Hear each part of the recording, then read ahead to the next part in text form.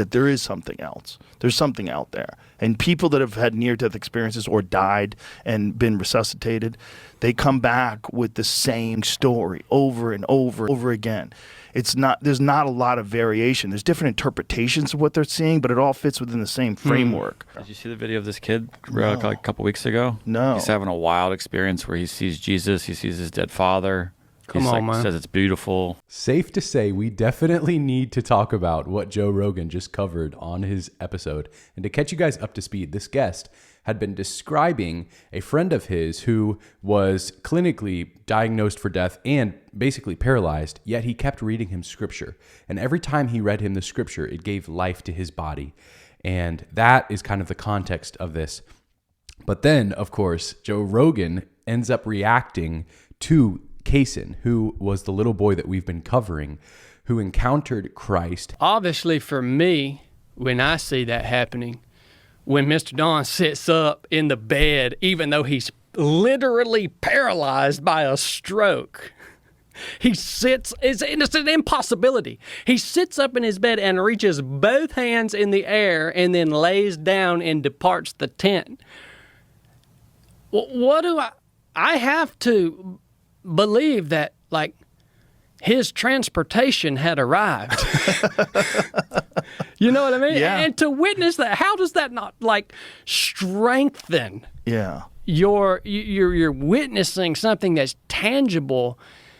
It's like, how does that not strengthen at least your faith that there is something coming after this? You know what I mean? Yeah. And there's so many stories. And the thing is, people have this arrogant assumption, and this is a lot of based on academics and science, and this belief that we have all the answers to reality, when we don't even really understand consciousness. We don't. Consciousness is a massive mystery. So this idea that we've got it solved, and when I hear people say, when you die, that's it, it's over. Like, how do you know? You're just saying this. You're just saying this. That is as much of a belief system as any religion. This belief in something that you have no evidence of whatsoever, but there's so many anecdotal stories of people with near-death experiences, including Sebastian Junger. Do you know who he is? I've heard the name. Brilliant journalist. He a great author. He's written some incredible books. He did Restrepo, right? Documentary about the war, and he's just an amazing, interesting, very, very intelligent guy. And the last time he was on the podcast, he was telling us a story about he had a medical emergency, some sort of was like an artery burst, right, Jamie? Yeah. Something inside of his abdomen, and he was bleeding out on the inside, and he was dying. And he got to the hospital and had this near-death experience that, like, very, very vivid experience, interacting with his father, like, just beyond anything that he would have ever comprehended, and came back with a completely different perspective on life and death and, like, what this is, and that there is something else. There's something out there. And people that have had near-death experiences or died and been resuscitated, they come back with the same story over and over and over and over and over and over and over and over again. There's not a lot of variation. There's different interpretations of what they're seeing, but it all fits within the same framework. It all fits within a framework that there's something there. Did you see the video of this kid like a couple weeks ago? No. He's having a wild experience where he sees Jesus, he sees his dead father. Come on, man. Says it's beautiful. Why is this kid? I miss my mom. I'm right here, Kason. I think he was sick and he's coming out of surgery. I don't know the exact story on what was happening to him. Jesus. This video goes on long. It's a 10-minute video, but Whoa. He's in a dream. He's dreaming. Yeah, he's dreaming all right. Yeah. He's seeing into the next realm. Yeah. I want this hot chicken. Yeah.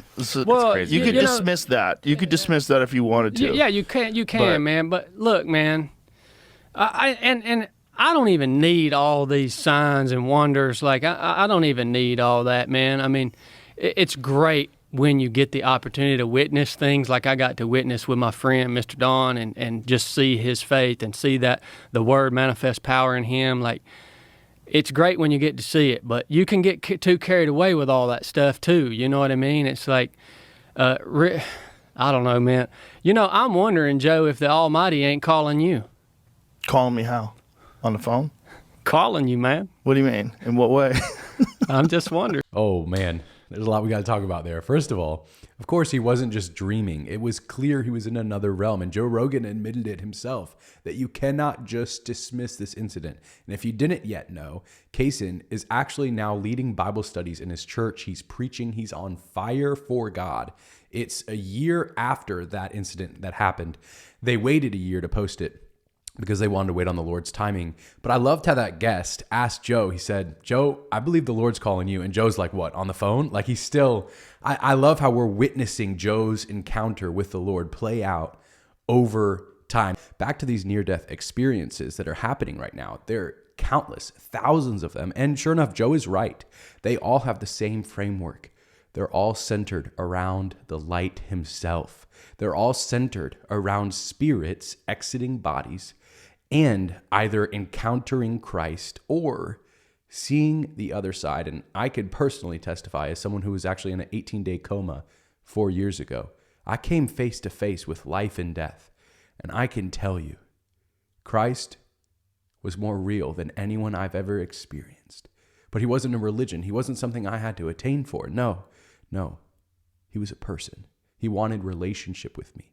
He was actually waiting on my yes, though. He respected my will. There was a conversation we had. There was a relationship we had.